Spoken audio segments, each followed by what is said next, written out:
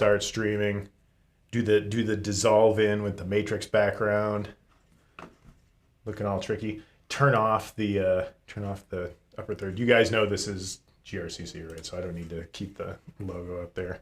You have figured out what school you went to today, and then do the transition. Man, I could work in TV. I'd be good at that. Module 2. Module 2. We'll pretend like I just didn't finish Module 1 30 seconds ago. But I did. This one, by the end of this, hopefully you'll be able to explain pen testing and what the rules of engagement are and why they are important, because boy, are they. And then what's different between a pen test and a vulnerability scan, and then the kind of resources that they're out there. And this tends to be like the sexy part of cybersecurity for folks. My friend and sometimes mentee who does penetration testing for a living once told me that he's got the closest job you can have to being a spy without actually having to work for the government. So if you are going to do pen testing, it is a good idea to be able to explain what it is, why folks want a pen test performed. Hint, there are regulations that require them, and then knowing how to do that. We used to teach 2 classes in penetration testing. So we would do sort of a blue team, red team kind of thing. We do in our cybersecurity curriculum have our friends at CompTIA, who also make the Security Plus, have the next step up in testing. They have a Pen Test Plus that covers all of these as well. So if you have your interest sparked by this, it is a thing we do. Penetration testing, again, the sort of fun way to go about doing things is an attempt to first find vulnerabilities. So you have to know they exist in systems, and then exploit them. Now, sometimes that's done to uncover new vulnerabilities. Normally, new vulnerabilities in systems aren't discovered in a penetration test. Normally, vulnerabilities in a system would be discovered by a dedicated security researcher who is looking at that particular system. Although you might, if you're penetration testing like a device, for example, we talked about Spectrum Health. I've worked with their security team some in the past. Sometimes they'll get a new medical device and ask to assess its security and attempt to penetrate it doing that. So they might find a new vulnerability while doing that. So finding those vulnerabilities, figuring out what they are, figuring out how they can be used against an organization. And then the thing about a penetration test is, instead of just discovering that the vulnerability exists, a penetration test actually exploits the vulnerability in order to penetrate the network or the system or the organization in question. Planning is a huge part of that, because when you're working with bad guy hackers out there in internet land, those guys aren't too concerned if they break something. If I'm an organization and I pay a penetration testing firm to come in and work on my network, I am going to be a little concerned if they manage to break my entire network while they're trying to test things. Poorly planned anything can result in mission creep. The folks in the military call it, or scope creep, that we call it in private industry. But a place where we start with, we're originally going to do this thing, and then you get into the project and they're like, oh, it's great that you're doing that thing, but could you also do this other thing as well? Oh, and this thing too, and this thing, and this thing. And the scope of the engagement creeps out to be more than what you'd planned on. So potentially, as I mentioned, you can get into legal trouble when doing this kind of work if the you fat finger a number. You can accidentally break into the wrong network if you're not too careful. Or you could be given inaccurate advice from the people who are commissioning the penetration test. Have any of you guys ever heard of Darknet Diaries? If you have not, and you're looking for a good podcast related to cybersecurity, it is sort of a fun, almost like too sexy for its own good. So it's always like, this is the stories from the darknet. But they do a good review of pen tests gone wrong sometimes. And there's a great story about a courthouse that hired a penetration testing firm to assess, and wound up with those guys winding up in jail, because the penetration testers in jail, because of the people who paid for the pen test did not have the right to let these guys break into the building in which they worked. So the courthouse was, I forget the specifics. It was either like a city courthouse, but a county building. The city commissions the pen test, but to get to the city's floor of that municipal building, they broke into the county's building in order to get there. So, bad news.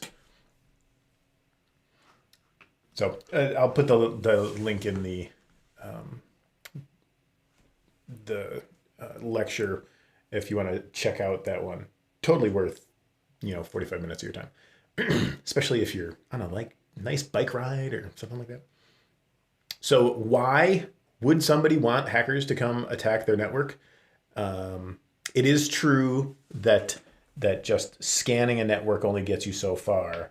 Those automated scans actually probably should be done by the local IT staff. Your local IT department, if that's you, should be competent enough to use a tool like the Greenbone Security Assessment, which is a free network scanning tool, to scan all the systems on the network and figure out what's going on. In addition to the stuff you'll do in the labs, most cybersecurity folks have a home lab that they work with. So that will probably consist of some piece of networking gear like a router or a switch, probably both, and virtual machines on their networks.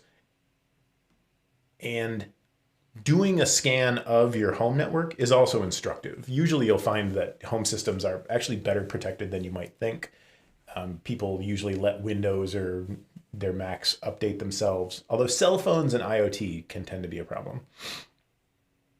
But doing that scan, sort of surface level check of a network, is different than a penetration test, where a penetration test is going to go in and find vulnerabilities that might not be exposed on the surface level, particularly things like misconfigurations that are kind of unusual, that a automated scan might point a finger towards, but would really require being actively exploited to get in there.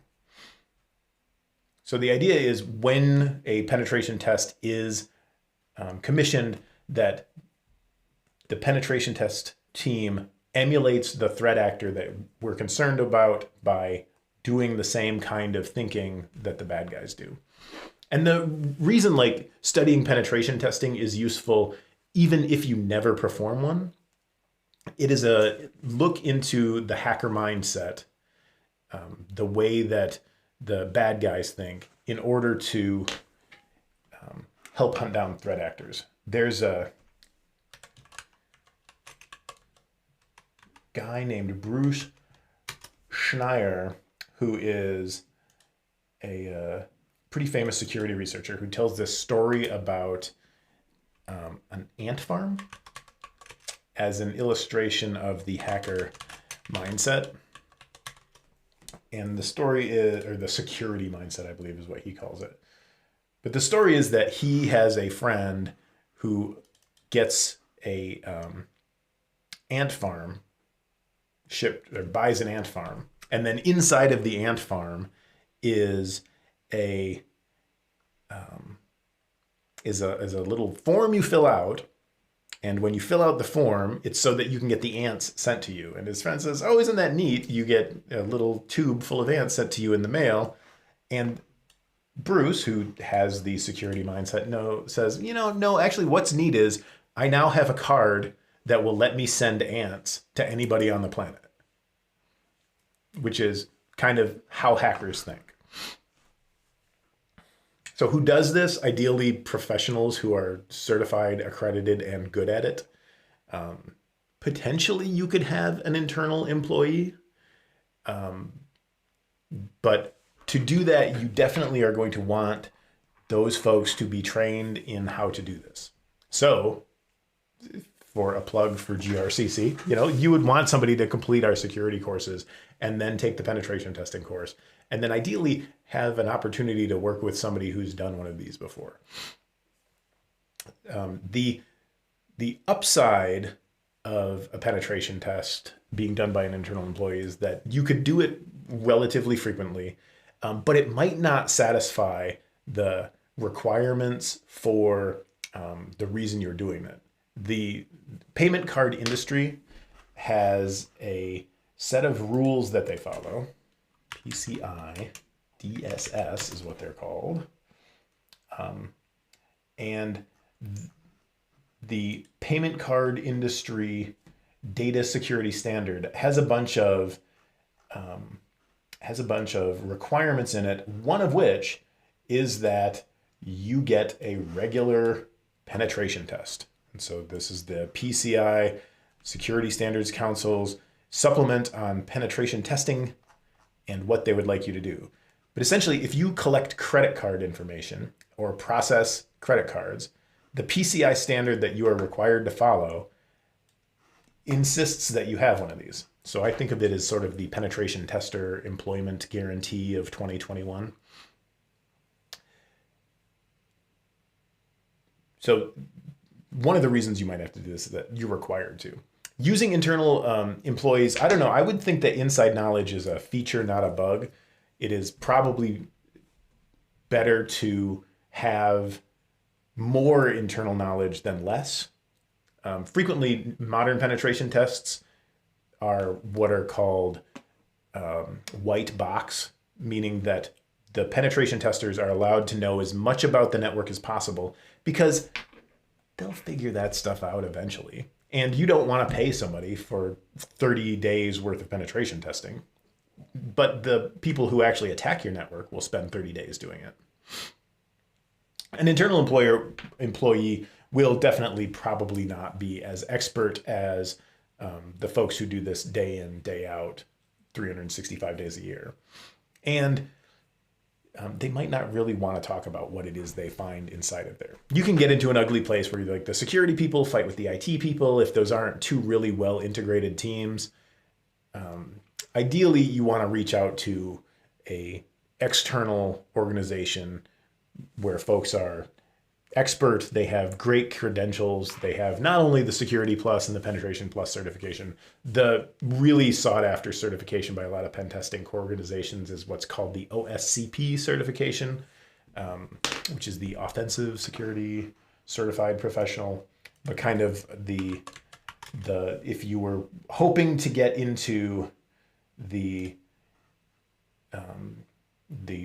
world of penetration testing for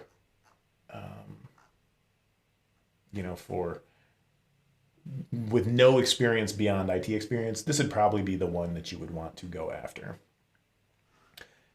And then experience is always great to go along with expertise. And if you're using an internal employee, that internal employee probably has other stuff they're supposed to be doing. Their full-time job is not pen testing. External consultants can potentially be a security vulnerability. no reputable organization is going to sell your information to a competitor. But if you are using kind of a sketchy pen testing firm, that is a potential problem. You are, this comes down to trust, which is why you have to work with an organization who you have experience with, or whose reputation precedes them, because they are definitely going to be all up in your network, and you need to make sure that they are, professionals who are qualified and should be allowed to do that. Particularly for software security or web app, website security, bug bounties tend to be effective ways to use the wisdom of crowds, as they say, and crowdsource your way to a successful product. Bug bounties, like we looked at the Zerodium website last time, takes advantage of large groups of hackers who are interested in that sort of thing. There are companies now that specialize in providing this service to folks. So BugCrowd are a crowdsourced cybersecurity platform that uses, again, it's all about trust, right? So you want to have confidence that the organization you're working with is trustworthy. BugCrowd was selected by the Cybersecurity Infrastructure Agency, so great, they're wonderful. CISA.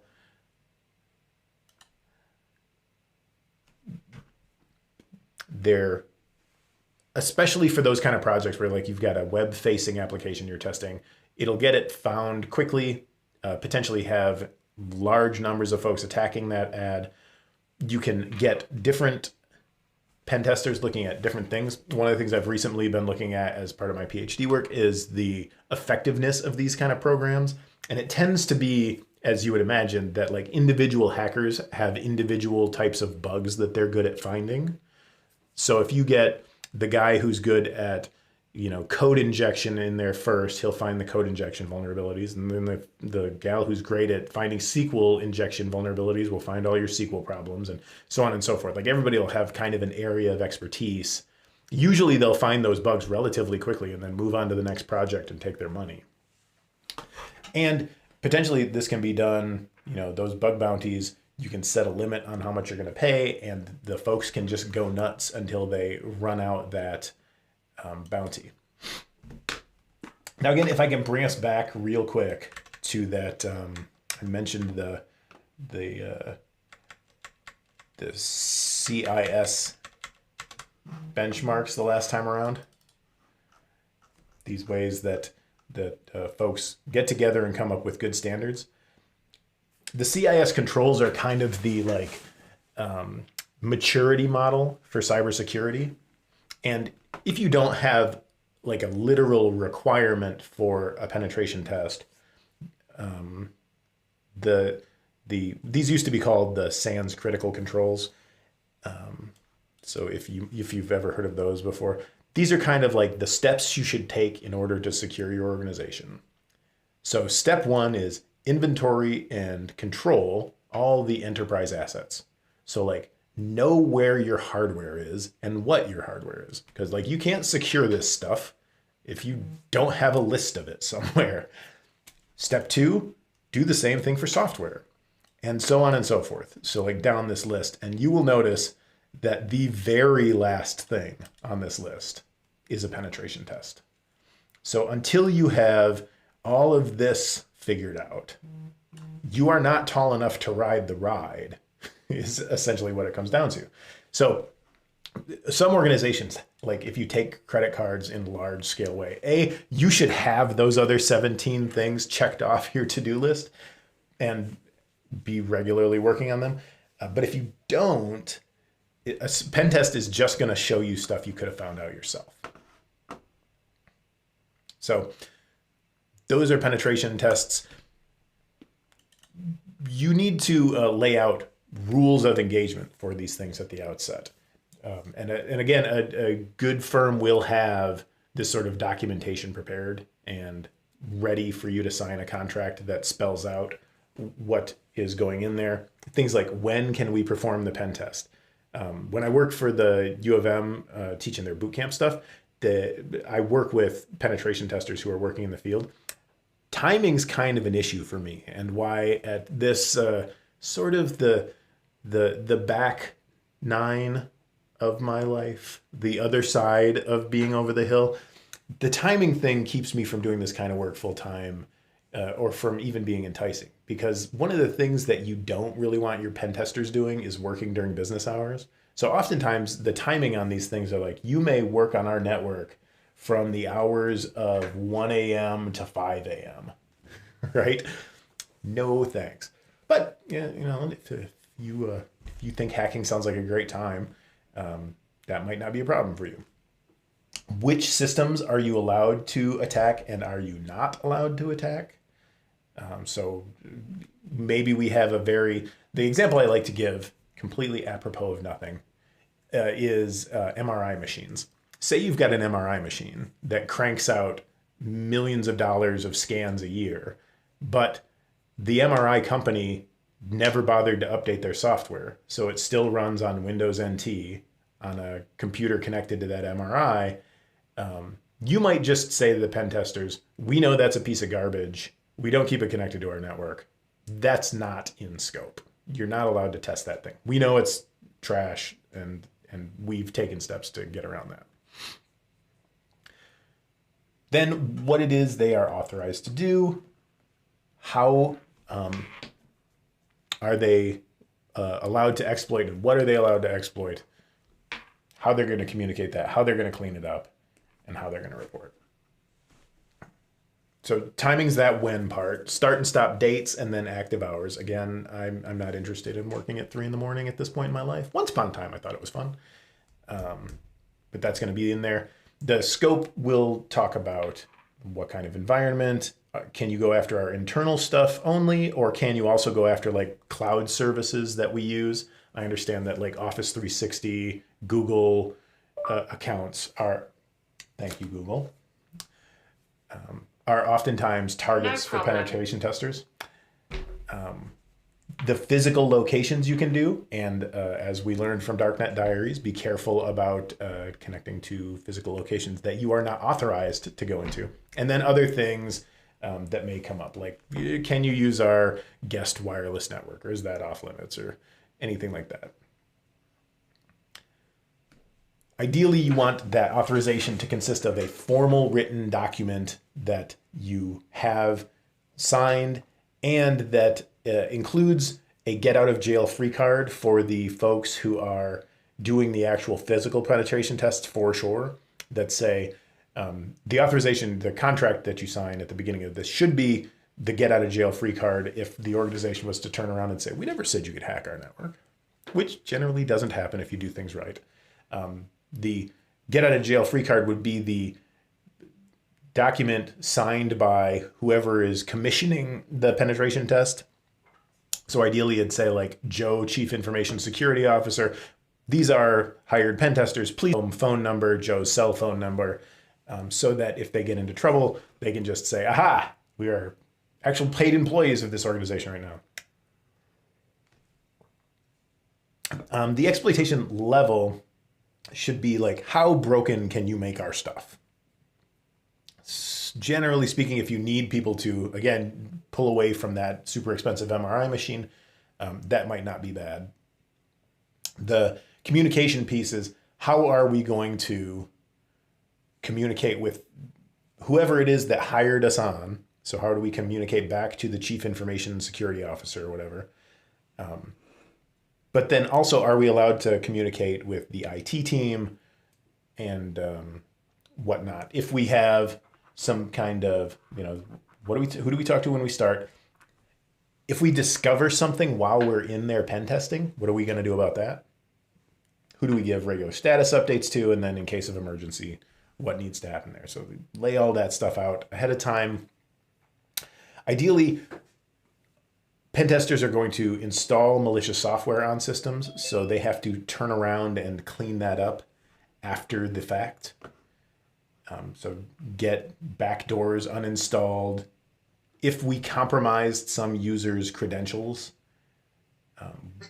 we can uncompromise those users' credentials in order to make sure that we're not running around with bad usernames and stuff.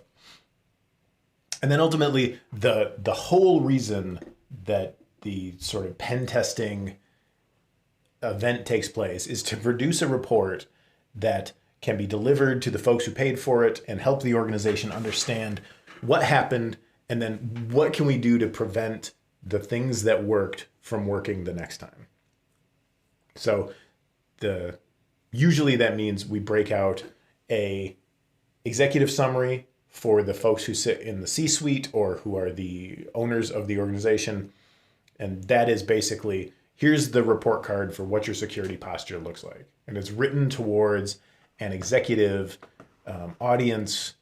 It is not designed to lay out the nitty gritty of what happened, but to give them an overview of like what their risk looks like. Usually written for a like chief information officer or a director of IT if it's a smaller organization. And then on the back side of that report should be the details, the more technical summary that goes along with all the things that are in there, written for security, for whoever is responsible for the security at the organization. So not necessarily the security team, because a lot of organizations don't have one, but certainly for the IT team.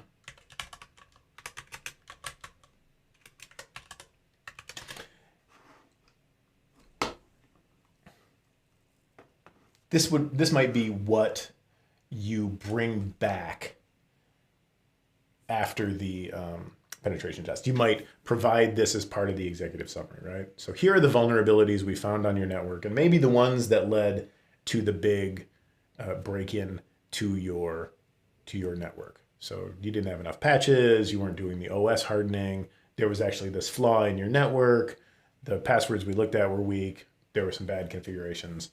Those are the kinds of vulnerabilities that we might highlight in that report, and a nice pie chart like that. Those are great for executive summaries. The executives love that kind of thing. So pen tests can be chopped up into a lot of different ways. They will almost certainly begin with something like reconnaissance or something along those lines, figuring out intelligence gathering, figuring out what's going on. And then from the reconnaissance phase into the actual doing of the penetration test. The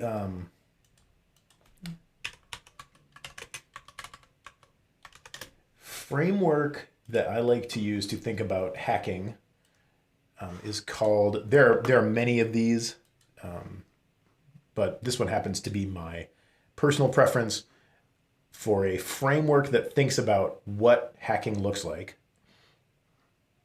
Is the MITRE ATT&CK with an ampersand in there framework.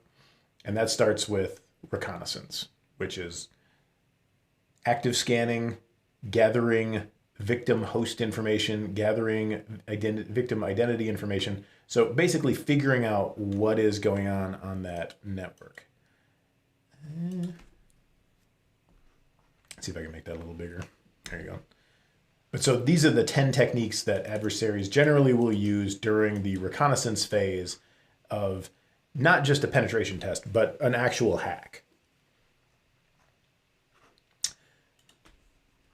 So that's that footprinting part, figuring out from the outside, ideally passively to begin with, so that you're not raising any eyebrows, and then proceeding into active reconnaissance.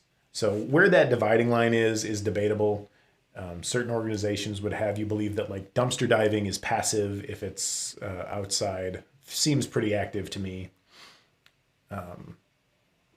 Once upon a time, war driving was a thing where you would drive around looking for Wi-Fi access signals.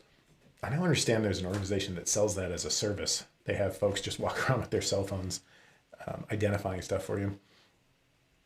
And war flying would be using drones in order to go through and do the same thing. Potentially, in a penetration test, a lot of this actually might just get skipped over. If it's an organization that wants a white box penetration test, they might just tell you all this stuff to save themselves the money of having you find it. Although in a more thorough test, they might not.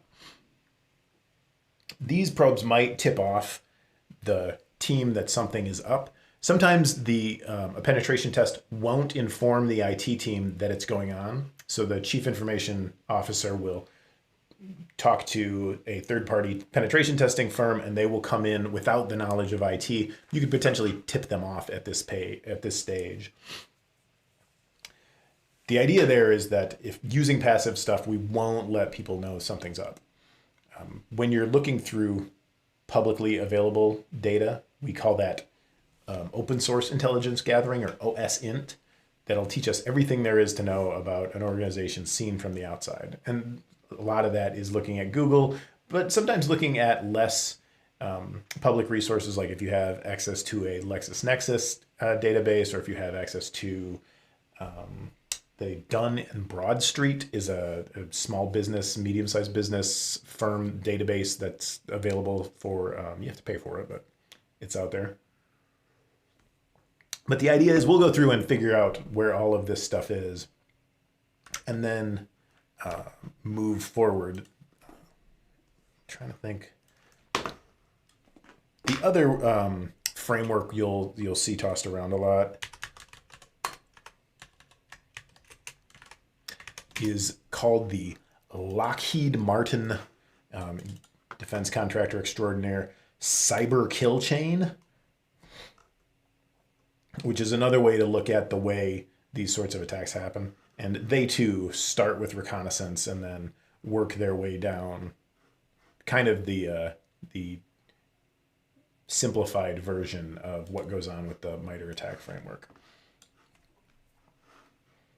So you've figured out what's going on, you've finished up the reconnaissance, and now you need to do all the rest of this stuff, which is a little bit more. In the cyber kill chain, we've only got like 7 steps to look at. But next, we pretend to be a threat actor and go through and compromise a system. And again, in a white box pen testing situation, the penetration testers might just send you a virtual machine or a little computer and just say, we're going to skip past the can I trick your employees into running my software and just start from there.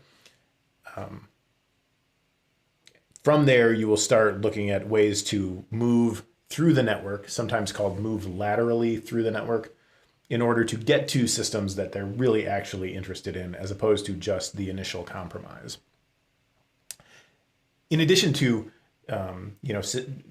emulating the I got Jim in accounting to click on the link, that also emulates things like I break into your organization and I plant a tool into the network that does evilness for me. So now, based on that initial compromise of the network, then we can go through and look for other vulnerabilities, figure out how to take that vulnerability and pivot into another system across the network. So maybe I originally compromised an accounting machine, but what I'm really looking for is the account payable server. So from there, I pivot over there and discover what's going on. So hopefully we find out what's going on, like in terms of all the vulnerabilities on all of those systems. These are manually handcrafted operations, and they take the same kind of care and diligence that the actual attackers do. They need to be patient, they need to be persistent, resourceful, well-informed, all the things if they're planning on being successful at doing this sort of thing. Now, as a part of a penetration test, you will almost invariably need to scan for vulnerabilities. But this is a separate activity that definitely should be on the radar of any IT department. So understanding what a vulnerability scan is going to be of key importance. Basically, that is a process by which you go through and look for vulnerabilities that exist in your network. And there's software that will automate this process for you, and keep you ahead of the game. Not, boy, I'm really mixing my metaphors here. Keep you ahead of the game and not behind the 8 ball in terms of like what's wrong with the systems on your network. So you'll be able to go through and clean off those vulnerabilities before the pen testers get there if you're doing this sort of work yourself. So those scans probably should include your entire network. And depending on the network, you might do an entire network scan like on a quarterly basis. If you're really, really sweating security, that might be as often as like a weekly basis. And then who looks at that information? How do you escalate that information to get things fixed and set that up? The more frequently those scans happen, the more stress you put on the network, the more potential for like causing a system to crash or getting a computer locked up because it's doing a scan when it was supposed to be doing actual work. So we don't do like 24/7 scanning, even in the most secure types of places. But knowing that you've got some subset of all of your systems that are high value and scanning those on a regular basis, a more frequently basis, is probably not a bad idea. This is what the output of a system center scan might look like, showing you all of the systems on the network. These are the vulnerabilities you need to address. And then what a good vulnerability scanning system will do is rate those vulnerabilities for you. So you'll know where to invest your manpower fixing those systems. So ideally, reviewing what's going in there, going through and defining which systems it is we're concerned about, that it does in fact do what we want it to do. Depending on the product we're using to scan our network, it might allow us to either like really, really hammer on a system looking for vulnerabilities, or just kind of do like a cursory overview and figuring out what we look at is kind of what you'll punch into the settings on that software. The major divider on scans is, are they going to be credentialed, which is probably what you want to do if you're the IT department scanning your own network, meaning that that scan will have access to a valid user account, and sometimes like a very powerful administrator user account, so that it can connect to the systems on the network and not be restricted in what it can do. A non-credentialed scan lacks that, and consequently won't find as much information. An intrusive scan can potentially try to exploit vulnerabilities. Generally, at that point, you're starting to tiptoe into actual penetration test land. So a non-intrusive scan, is probably the better way to go if you're doing something regularly. It would be kind of crazy to have an automated process that would exploit a vulnerability on a server in the middle of the night on a Wednesday, and come in Thursday morning and be like, "Ooh, we've knocked the server over. That's a bad deal." So generally, it's going to look at the known vulnerabilities out there and give you information about what those vulnerabilities entail, and then like how you should go about fixing them. So you definitely want to know those things. And again, like there are free ones out there that you can download, try on your own systems, scan the network at your house that you are legally authorized to scan. So usually that's okay if you're the person responsible for the network, but if you're like at your parents' house, check with them before you start doing this. That will give you back a report, and based on that report, you can determine like how big of a deal is that vulnerability, and is this thing giving me accurate feedback? So that helps us figure out, can we fix this thing before, without taking too much time? Is it actually something that leads to exploitation? Would they be able to get from this system to the systems they really care about if they take advantage of that exploit? Is the stuff that vulnerable device has on it Is that sensitive information? Is it public information? If we have like an internal classification for stuff like that, where is it on that list? Does this thing do something that makes our cash register ring? So is it one of the things we do? So after we've figured out like how big a deal it is, we then need to figure out like how big a deal will it be to fix it. And when you sit down and work all that out, you can set your IT department priorities for the next 6 months. We've found all these vulnerabilities that we need to be worried about. We can start by, either fixing the really dire vulnerabilities, or we can start by, going after the low-hanging fruit and getting the stuff that's going to take one reboot on a Wednesday evening to fix.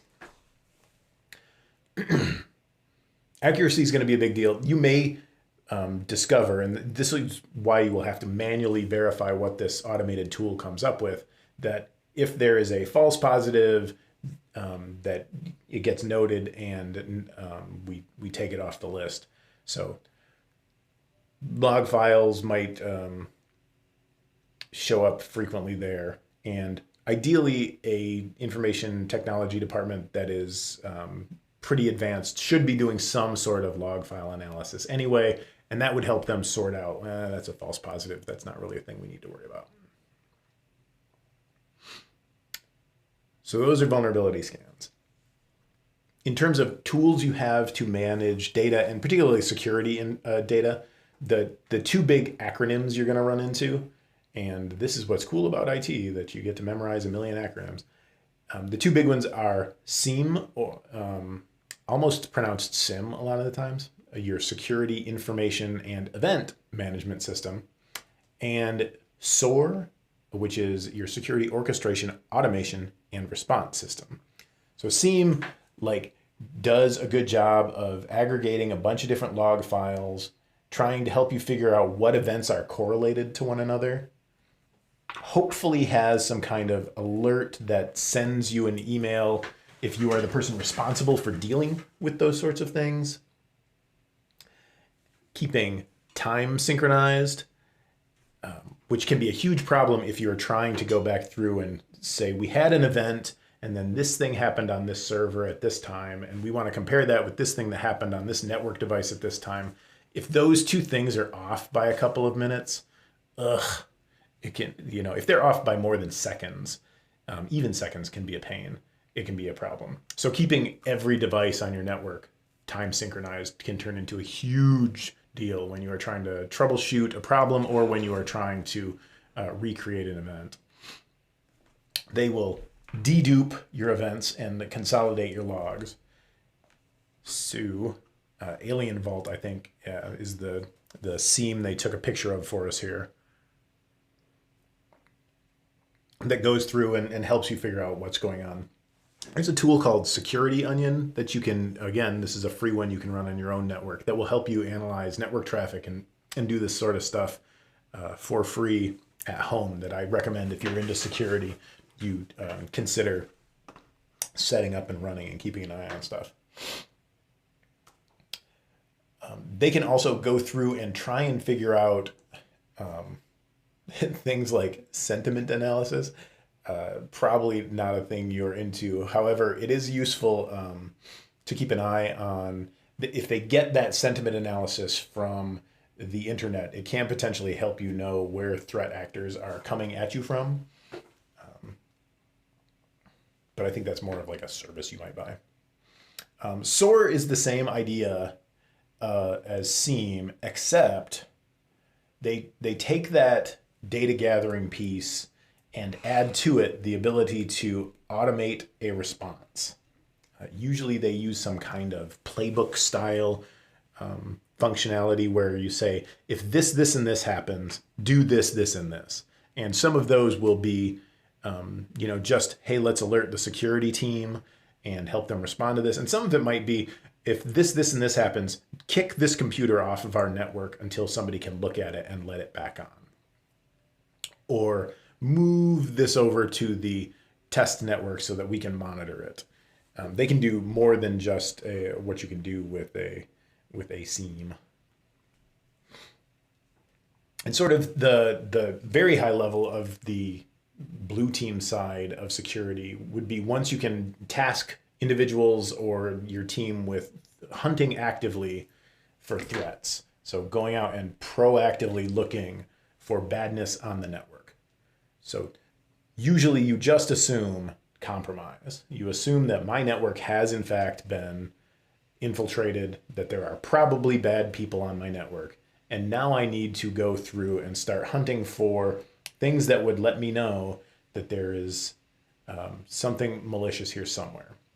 So, I mean, some of that is keeping an eye on advisories and what's going on in the industry, looking at threat feeds that talk about what the latest threats look like, and maybe taking part in what's called sometimes a fusion center, where government and enterprise share information on like what the latest attacks are and what's going on. There are also like industry specific sharing organizations that folks will belong to. A friend of mine who worked in retail belonged to the retail one, where they would go and they would share like specifically what kind of threats are we seeing in our particular industry.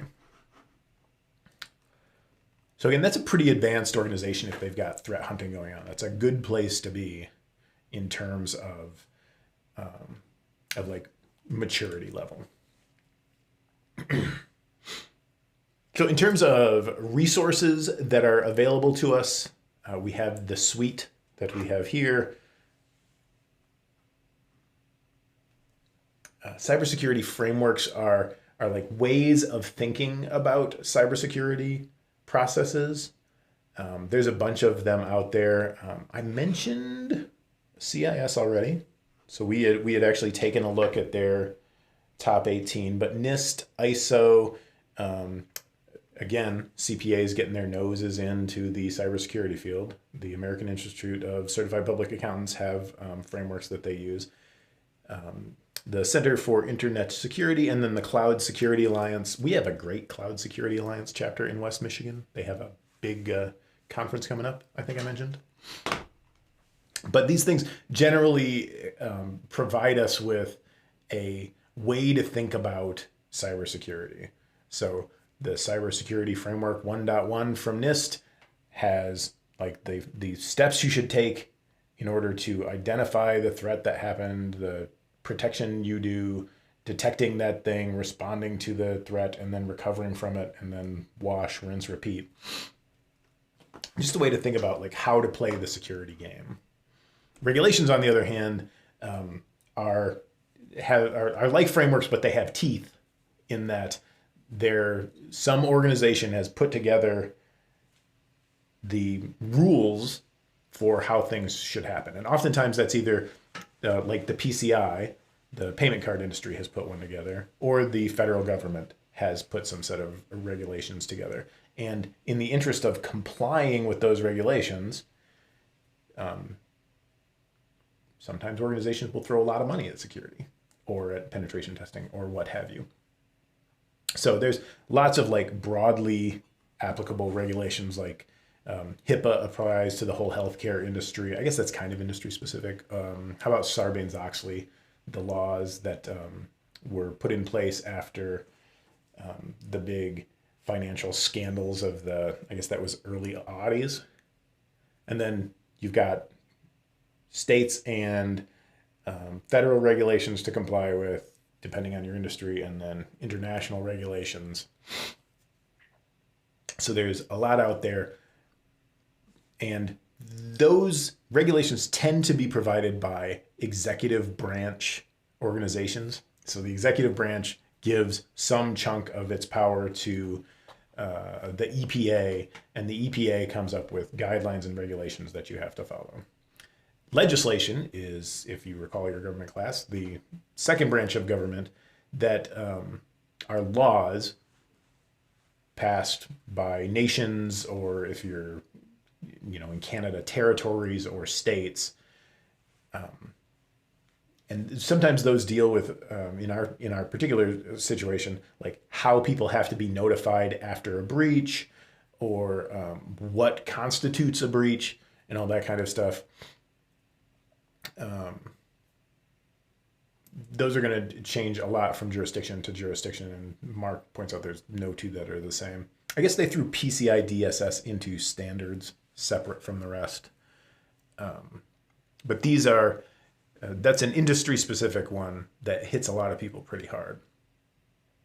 So rules, guidance that tell you what it is you should be doing in order to comply. And there'll be a link to that PCI pen testing document underneath this recording.